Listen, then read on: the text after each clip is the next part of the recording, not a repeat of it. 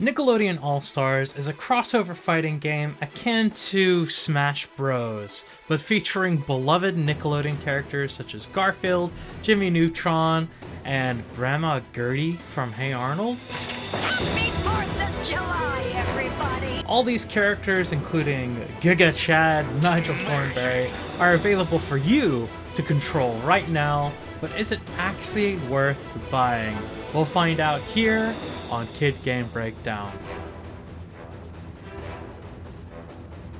Nickelodeon All-Stars Brawl 2 was released November the 7th, 2023. That's right, fresh off the presses. Now I'll admit, at first, I didn't really like it. Bruh. Now, don't get me wrong, the game looks great and has fairly noticeable improvement over the original. However, there are some areas that took a step back. For example, look at this fight screen of the original. Nigel Thornberry versus Garfield. You have the stills of the characters, you have the announcer and the music. Now compare it to this. While you still have the music and added action lines, they cut the announcer. And is it just me, or is there a stutter? Or at least like a frame skip or something? At first, I thought it was some sort of animation reset, but it happened just about every match at different times.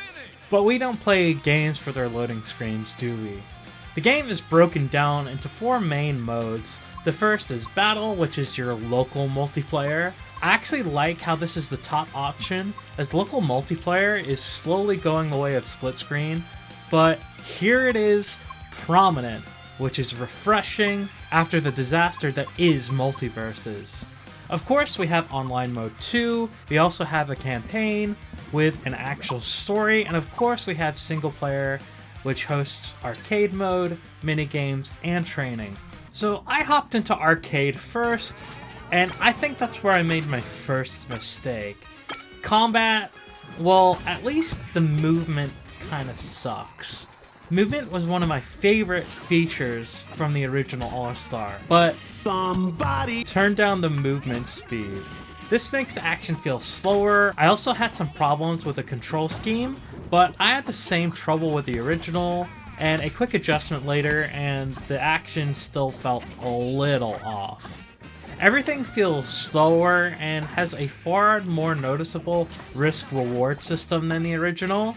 The rock, paper, scissors combat is great, though it doesn't quite flow as well as the original, making spamming certain moves much less effective in general, which ultimately is a good thing. In fact, there's been big leaps in balance, and while Nigel Thornberry is still likely the strongest character, I felt powerful with many, including Patrick, SpongeBob, and my new go-to, Azula. While I still think they need to increase the movement speed, the gameplay is more fun as a mechanic rather than the jank absurdity that was the original. However, the downside of arcade in particular is the minigames and the boss battles. Let's face it, the boss battles of this game suck. I just found them so tedious as you hop around the maps using the same 2 or 3 aerial attacks over and over until they're dead. The arcade mode makes you face the same 2 bosses out of the total 6 that's available. Add that to the same 2 minigames out of the only 2 minigames available, and I think you might agree that things will get a bit stale. While I hope things will get better as time goes, I definitely have to highlight the campaign mode. While the story is a reasonably common brainwashing storyline or trope, I really like how they manage things. Firstly, most characters or character inputs are voice worked, making for a much more enjoyable experience, especially for people such as myself with short attention spans.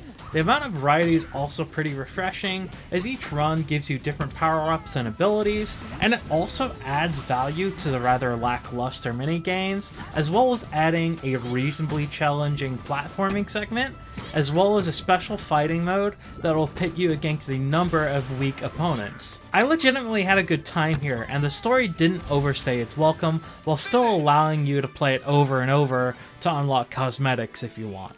So is it worth getting as an adult? I'd definitely say it's worth a look, especially if you're looking for a decent Smash Bros. Replacement on PC or just a party game.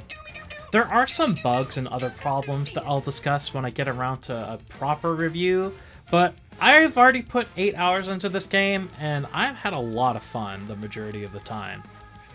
Is it worth getting for a kid? I'd say it's a solid pick. It's easy to learn, but it also has a reasonably high skill ceiling.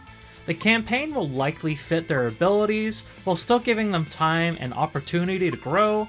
The actual story scenes are short, and the annoying character or music scale is fairly low, making it so it's bearable if they play it in the background. It's also a great game to play together, though they might have some trouble on maps that have hazards. So overall, I'd say it's a fairly safe pickup, at the retail price of $50, but waiting around for a sale won't hurt either. But something else that won't hurt is checking out one of my fantastic reviews and subscribing. Let me know what you think down in the comments below. This has been Rob the Slob, and I'll see you in the virtual commute.